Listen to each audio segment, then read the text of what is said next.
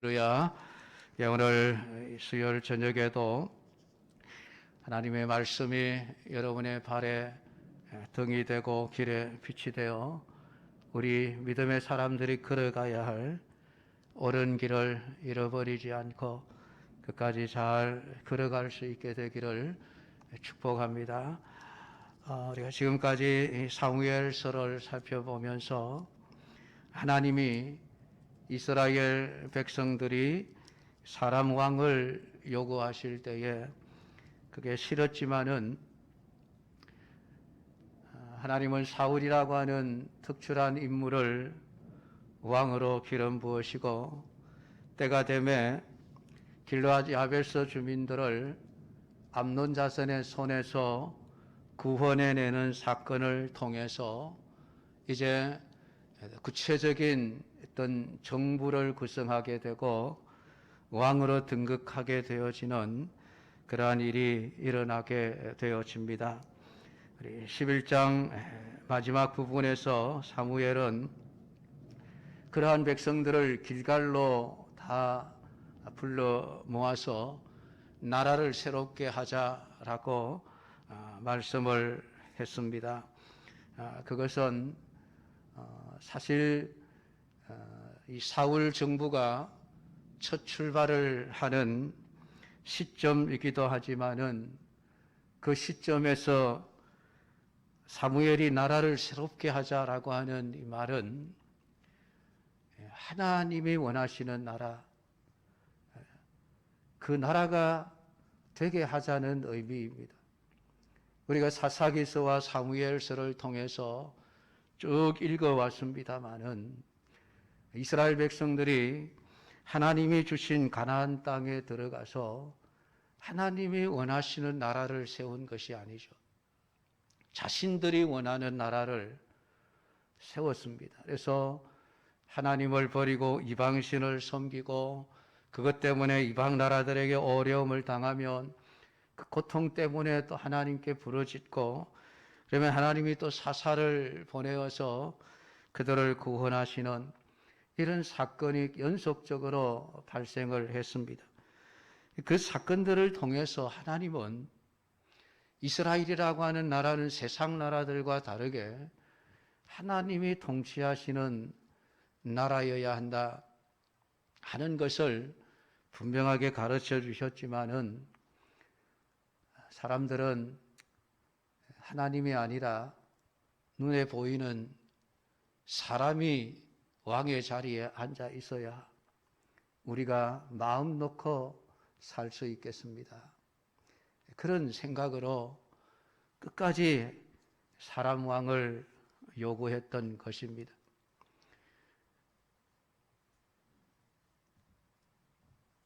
인간이 원하는 그런 나라가 아니라 하나님이 원하시는 나라가 되는 것, 그것이 사무엘이 꿈꾸었던 새로운 나라였습니다. 그래서 하필이면 길갈로 데리고 갔던 것은 길갈이 이스라엘 백성들이 요단강을 건너 가나안 땅에 첫 발을 내디뎠던 그 땅이죠. 그래서 초심으로 돌아가지 않으면 안 된다. 그 얘기를 사무엘은 했던 것입니다. 그래서 하나님의 은혜로 요단강을 건넜고 하나님의 은혜로 가나안 땅을 밟을 수 있었고 그 모든 것들이 하나님에 의해서 되어진 것임을 고백하는 것이 바로 이 길갈이었습니다. 그래서 애굽의 수치가 굴러간 장소라고 성경은 기록을 해놓고 있죠. 그러니까 그 모든 것들이 이스라엘 백성들은 하나님이 하셨습니다. 하나님만이 우리의 왕이십니다. 사실 이걸 고백하기를 원하셨던 것이죠. 그러면서 사무엘이 지금 이스라엘 백성들 앞에 서서 어떻게 보면 좀 마지막 고별 설교라고 할 수 있겠습니다만은 이제 사울이 왕이 되었으니까 사무엘은 이제 완전히 뒤로 물러서야 되는 그런 시점에서 이스라엘 백성들에게 놀라운 이야기를 하는 것을 보게 되어집니다.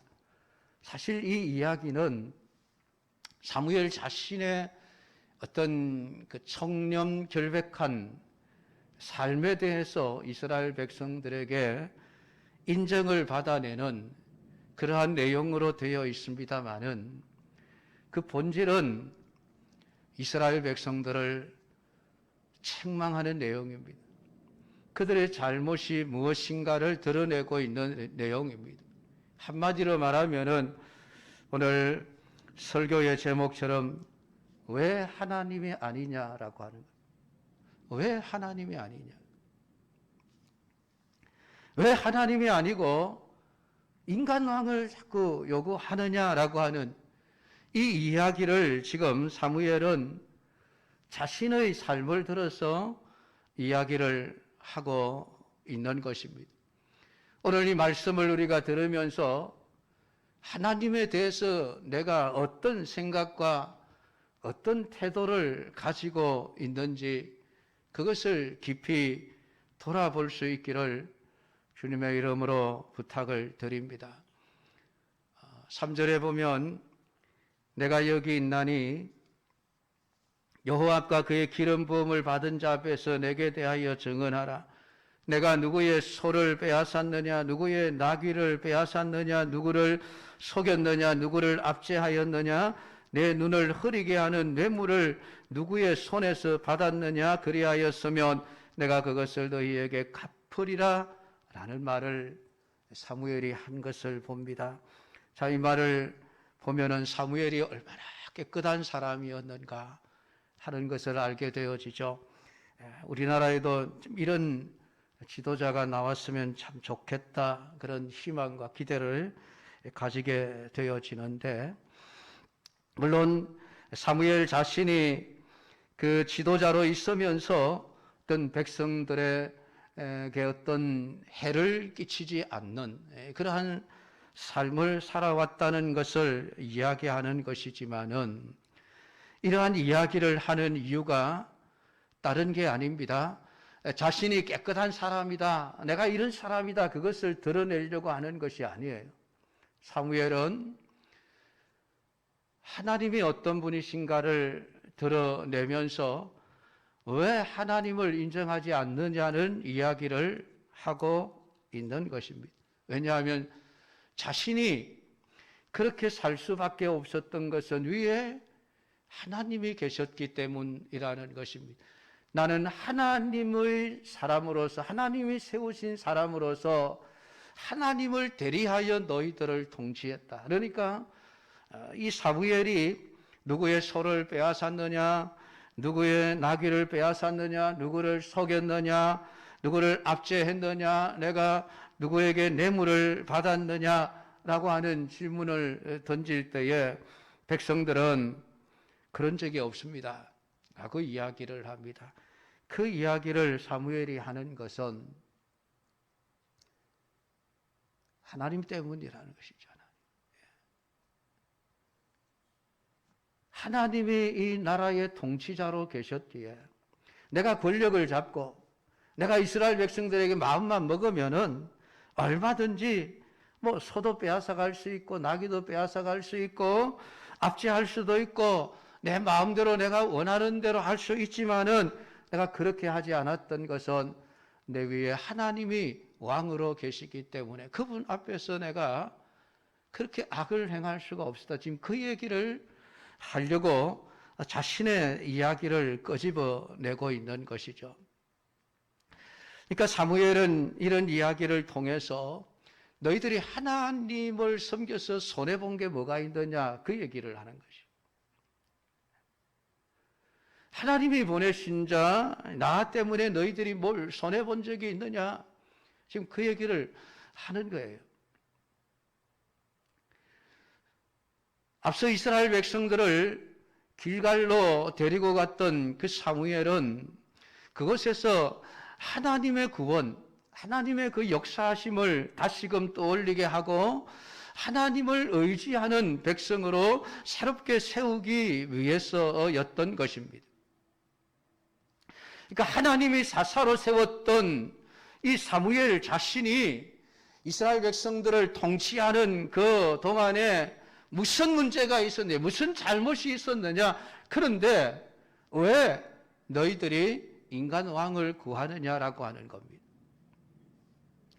하나님의 대리자로서 사무엘이 이스라엘 백성을 다스릴 때에 오늘 그들에게 손해가 난 것이 전혀 없었습니다. 그러니까 사무엘의 어떤 그 통치를 받는 것에 대해서 조금 더 거부감이 없어야 맞죠. 왜냐하면 진짜 좋은 지도자를 하나님이 세우셨기 때문입니다. 그러니까 하나님의 통치하심을 거부해야 될 이유가 이스라엘 백성들에게는 없었던 것입니다. 물론 우리가 앞에서 사무엘의 나이가 많아 늙었고 이제 그 아들들이 아버지 사무엘처럼 하지 않고 뇌물을 받고 하는 이런 잘못된 그런 통치를 하는 것 때문에 그들이 왕을 구했습니다마는, 그러나 실제로 사무엘 때문에 그들이 손해본 것은 없었습니다. 사무엘에게는 아무런 문제가 없었다는 것이죠. 지금 문제가 있다면은 나이가 많아 늙었고 머리가 휘어졌다는 사실 때문입니다. 근데 사실 사무엘이 나이가 많고 늙었고 그게 이스라엘 백성들에게는 아무런 문제가 되지 않습니다. 왜냐하면 사무엘이 왕이 아니라 하나님이 왕이기 때문에 그렇습니다.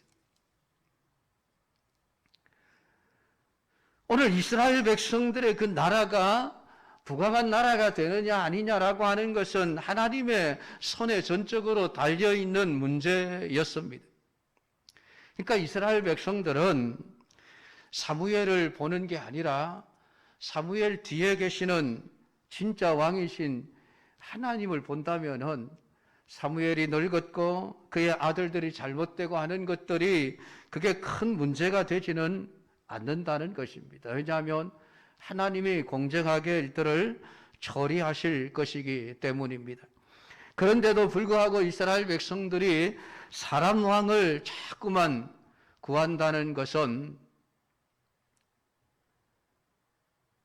하나님에 대한 믿음이 무너져 버렸다는 이야기입니다. 만약에 사무엘이 하나님을 믿는 믿음이 잘못되어 사무엘이 말씀대로 순종하지 않고 악을 행하거나 했다면은 이스라엘 백성들이 그것을 배척하는 것이 당연한 일이었을 것입니다. 그러나 사무엘은 이스라엘 백성들에게 책 잡힐 만한 일을 하지 않았습니다. 왜냐하면 사무엘은 언제나 하나님의 말씀 위에 서서 말씀을 따라 살아갔던 사람이기 때문입니다. 하나님의 말씀에 내가 순종하여 살아왔다.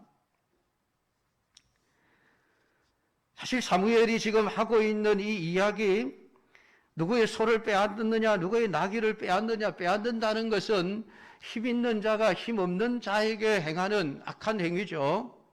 그게 강자의 횡포입니다. 이러한 일들이 언제 발생합니까? 하나님을 떠나면 인간은 자기의 힘을 과시하게 되어져 있습니다. 여러분, 그게 가인의 후손들의 삶의 모습이죠. 가인이 아벨을 죽이고 하나님이 구원의 표를 주셨음에도 그는 거부하고 정착하며 에녹이라고 하는 성을 짓고 거기서 힘을 기르며 살아갑니다.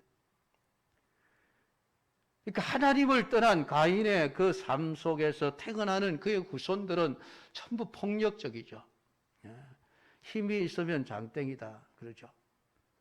내가 힘이 있으니까 내 마음에 들지 않는 사람, 나에게 조그만 해를 끼쳐도 내가 그를 때려 죽어도 누가 말할 수 없는 그런 삶을 살 권리가 있는 것처럼 생각하는 삶을 사는 것은 하나님을 떠난 사람들의 특징입니다.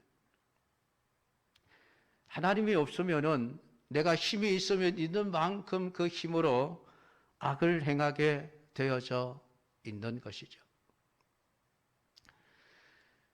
그러니까 오늘 지금 사무엘이 내가 너희들에게 뭔 횡포를 부린 게 있느냐라고 묻는 것은 나를 지금까지 하나님을 떠나지 아니하고 하나님에 대한 온전한 믿음으로 너희들이 살아왔다라고 하는 것.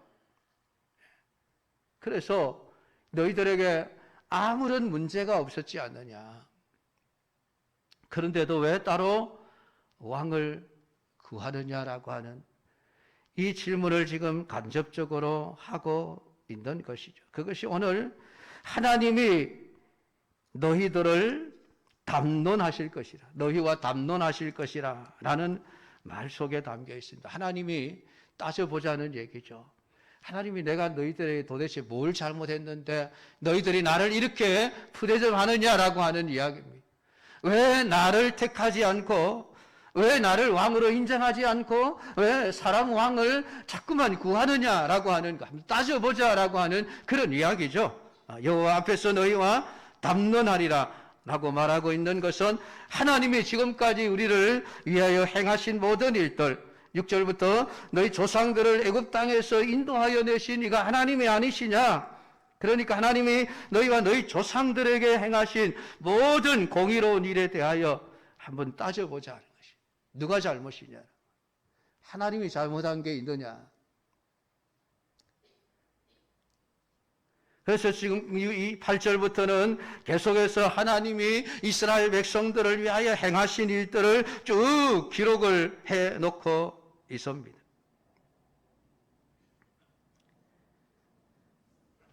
그러면서 결국 17절에 가면 이스라엘 백성들이 하나님을 버리고 인간왕을 구한 것이 악이다라고 하는 것을 선언하면서 하나님이 너희들이 악한 일을 했음을 증명하실 것이다 라면서 우레와 비를 보내실 것이다.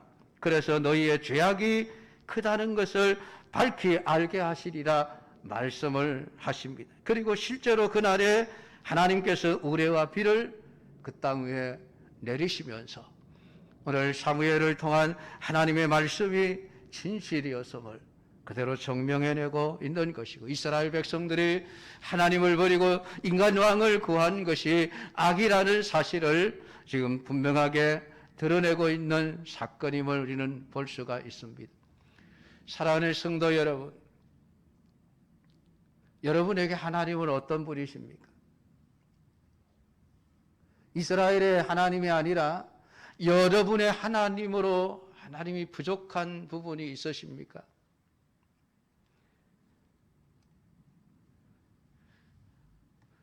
물론 답은 다르게 나올 수 있을 겁니다. 근데 그 답은 여러분들이 무엇을 원하고 있느냐에 따라서 다른 답이 나오게 되어집니다. 오늘 이스라엘 백성들이 하나님이 아닌 인간 왕을 구한 것은 그들의 마음속에 원하는 것, 그것이 기준이 되어 있었기 때문에 그들은 하나님이 아니라 인간 왕을 구하게 된 것입니다. 오늘 이스라엘 백성들이 그래 하나님은 우리의 왕이시고 하나님은 우리를 구원하셨고 우리를 지켜주셨고 오늘 우리가 하나님만 믿고 살면은 아무것도 부족함이 없을 거야라고 하는 이 믿음만을 이스라엘 백성들이 필요로 했다고 한다면은 하나님은 전혀 부족함이 없는 분이시죠. 맞습니다. 하나님만으로 만족합니다. 달리 인간왕을 구해야 될 이유가 없습니다. 그런데 이스라엘 백성들이 인간왕을 구한 것은 그들 마음속에 하나님에 대한 믿음보다는 다른 것을 더 원하고 있었기 때문입니다. 그것이 나라의 행복과 또 나라의 안전이라고 하는 것이었습니다. 근데 그게 이스라엘 백성들에게 늘 불안의 요소로 작용을 하고 있는 거예요. 다른 나라들은 인간왕이 앞장서서 나라를 정복하고 나라를 막아내고 그런 일들을 하는데 이스라엘 백성들에게는 그런 존재가 없습니다. 그런데 하나님은 또 보이지도 않습니다. 그러니까 정말 우리의 삶의 위기가 닥쳐올 때 과연 하나님이 우리의 보호자가 될 것인가에 대해서 늘 불안을 가질 수밖에 없었던 것입니다. 그러니까 하나님보다는 우선 눈에 보이는 힘 있는 누군가가 우리의 방패가 되어주고 우리의 힘이 되어주면 우리가 안심하겠다라고 하는 것이죠. 이것이 이스라엘 백성들로 하여금 하나님이 아닌 인간왕을 구하게 했던 것입니다. 오늘 여러분에게 있어서 필요로 하는 것들은 무엇이 있습니까? 하나님이 과연 여러분에게 만족하신 분입니까? 아니면은 뭔가 부족하다라는 생각을 하십니까? 하나님을 믿기는 믿지만은 하나님으로서는 조금 부족하다, 모자란다. 그래서 하나님 아닌 다른 것을 의지하고자 하는 마음이 있는 것은 아닙니까? 우리가 머리로는 잘 알고 있습니다. 하나님 우리에게 부족한 분이 아니다. 머리로는 잘 알고 있습니다. 왜 그렇게 배웠거든요. 어렸을 때부터 교회를 다니면서 그렇게 배우고 또 그렇게 말해야 옳은 신자답다라고 하는 것도 알고 있기 때문에 그렇습니다. 근데 실제로 우리의 마음은 하나님만으로 만족하지 못한다라고 하는 것이죠. 왜냐하면 우리의 삶 속에 자꾸 불만이 나오지 않습니까? 불평이 나오지 않습니까? 그것은 결국은 하나님이 주시는 삶이 아닌 다른 삶을 우리가 원하기 때문에 그렇습니다. 그래서 우리는 늘 자신을 정당화시키죠. 아니, 사람이 세상을 살아가려면은 필요한 것이 있지 않느냐? 돈도 필요하고 집도 있어야 되고 살아가는 데 있어서 맨날 굶을 수는 없지 않느냐?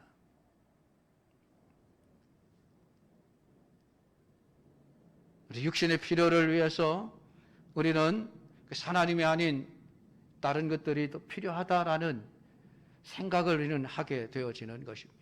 그러니까 우리의 필요가 세상을 지배하는 그런 세계 속에서 지금 우리는 살아가고 있는 것이죠. 모든 사람들이 내게 뭐가 필요하냐, 그것을 따라서 행동하게 됩니다.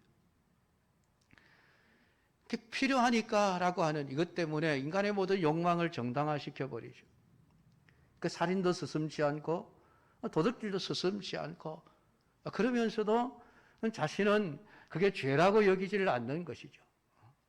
당연히 내가 해야 될 일을 했을 뿐이다라고 하는 겁니다. 오늘 여러분은 무엇을 따라서 살아가고 있습니까? 하나님의 말씀을 따라서 행동하며 살아갑니까? 아니면은 그냥 여러분들이 필요한 것, 필요할 때마다 그 필요한 것을 따라서 행동하며 살아가고 있습니까? 어떻게 보면 오늘 시대는 인간의 필요한 것이 우상처럼 되어져 있습니다. 하나님보다도. 이스라엘 백성들은 사실 광야 생활 40년을 통해서 하나님이 어떤 분이신가를 너무나도 많이 경험을 했습니다. 물이 없을 때에 물을 주셨고 먹을 것이 없을 때에 먹을 것을 주셨고 그들의 대적들의 위험으로부터 그들을 구원해 주셨던 분이 하나님이십니다. 가나안 땅을 정복함에 있어서도 그들만의 힘으로는 그 땅을 점령해낼 수가 없었습니다. 그래서 우리가 여호수아서를 읽어보면 그들이 쫓아내지 못했다. 그 이유가 그들에게는 철병거가 있었기 때문이다라고 이야기를 하고 있습니다. 군사력만 가지고는 절대로 정복할 수 없었던 땅이 가나안 땅입니다. 이스라엘 백성들이. 근데 그들이 그 땅을 정복하고 그 땅에 살아갈 수 있었던 것은 결국 하나님이 그들로 하여금 승리케 하신 것이죠.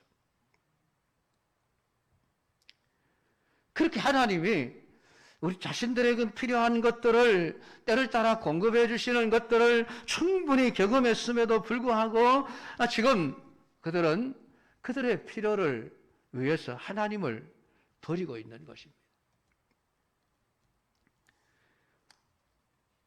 오늘 우리가 신앙생활을 하는 데 있어서 어려운 점이 바로 이것입니다. 우리가 원하는 것과 하나님이 원하시는 것이 다르다는 것 때문에 이게 우리의 발목을, 신앙생활의 발목을 잡는 거예요. 그러니까 하나님이 원하시는 삶을 살아가면 그럴 일이 없는데 이게 일치가 되지 않는 거예요. 하나님이 원하시는 삶과 우리가 원하는 삶이 매치가 되지 않으니까 우리가 선택할 수 있는 것은 하나님보다 우리가 원하는 것을 선택해서 곁길로 걸어가게 되어지는 거죠.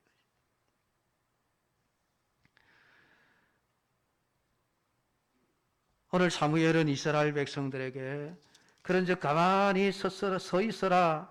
여호와께서 너희와 너희 조상들에게 행하신 모든 공의로운 일에 대하여 내가 여호와 앞에서 너희와 담론하리라 라는 말씀을 하고 있습니다. 참 이 가만히 서 있으라는 얘기를 성경은 참 많이 하고 있습니다. 홍해물 앞에서도 하나님은 너희는 가만히 서서 오늘 하나님이 행하시는 것을 보라고 이야기를 하죠. 근데 우리는 아이고 가만히 있으면 뭐 일이 되냐라는 생각을 하죠. 그러니까 우리가 뭔가를 하지 않으면 하나님도 아무런 일도 하실 수 없는 분, 그 정도로 자꾸 인식을 하게 되어지는 것이에요. 그러니까 하나님을 가만히 서 있으라는 그 말 속에는 너희들 하나님을 전적으로 신뢰하고 그분이 일하시는 것을 기대하라는 우리의 믿음을 요구하는 말씀이에요. 그런데 우리는 그게 믿어지지가 않는 겁니다. 그래서 우리가 뭔가를 하지 않으면 안 될 것처럼 여기죠.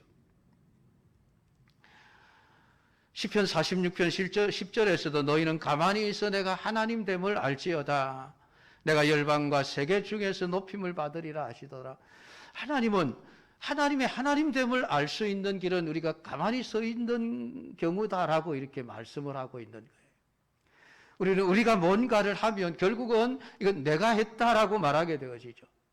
그러니까 하나님이 하셨습니다라고 할 때에 오늘 우리 스스로가 한 것이 없다라고 인정하게 될 때에 비로소 하나님의 하나님됨을 알게 되고 인정하게 되어지는 것입니다. 그래서 성경은 가만히 있으라는 이야기를 하는데 이게 움직이지도 말고 가만히 서 있으라는 그런 얘기가 아니죠. 믿음으로 하라는 얘기입니다. 믿음으로.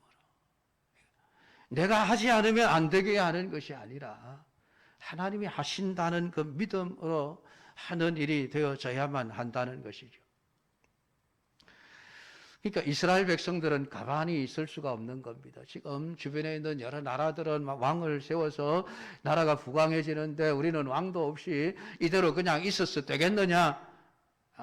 가만히 있지를 못하고 인간 왕을 구하고 있는 것이죠. 하나님이 그들의 요구를 들어서 왕을 세울 것을 약속하셨습니다. 그런데도 불구하고 그들은 여전히 스스로의 어떤 일을 통해서 자신들이 원하는 것을 충족시켜 나갈 생각만을 하고 있었던 것이죠. 그래서 사무엘은 오늘 왜 하나님이 아니냐? 왜 하나님이 아니냐? 하나님이 뭘 잘못했느냐? 너희들을 위해서 행하신 일 중에 하나님이 잘못한 게 있느냐라는 질문을 던지고 있습니다. 여러분, 이 질문 앞에서 우리도 대답을 해야만 합니다. 내가 이 땅에서 살아오면서 하나님을 만나고 난 이후에 하나님이 나를 위해서 행하신 모든 일들 중에 과연 하나님이 뭘 잘못한 게 있느냐? 이 질문 앞에 우리 스스로를 세워야만 합니다. 그리고 앞으로 남은 우리의 모든 삶이 우리의 필요를 따라 살아가는 삶이 아니라 하나님이 원하시는 삶을 따라 순종하는 삶을 살아가야 한다는 것. 그것이 하나님이 부족함이 없습니다 라고 믿는 믿음의 사람들의 삶의 모습입니다. 그게 시편 23편이죠. 여호와는 나의 목자시니 내가 부족함이 없으리로다. 그런 그 부족함이 없다는 이야기에 모든 일들이 다 잘 되어서 부족함이 없다는 이야기가 아니죠. 때로는 푸른 초장으로 쉴만한 물가로 인도해 가시지만 때로는 하나님이 사망의 엄침한 골짜기로 다윗을 끌고 가실 그때에도 여전히 하나님은 부족함이 없는 사람입니다. 여러분, 그 고백이 시편 23편의 고백이죠. 어떤 상황에서도 하나님은 내게 부족함이 없이 역사하시는 분이시다라는 이 믿음을 오늘 성경은 우리에게 요구하고 있습니다. 지금까지 여러분의 인생은 하나님에 의해서 살아온 인생이었습니다. 앞으로도 그럴 것입니다. 그것을 인정할 수 있는 참된 믿음의 사람들이 다 될 수 있기를 축복합니다. 기도하겠습니다.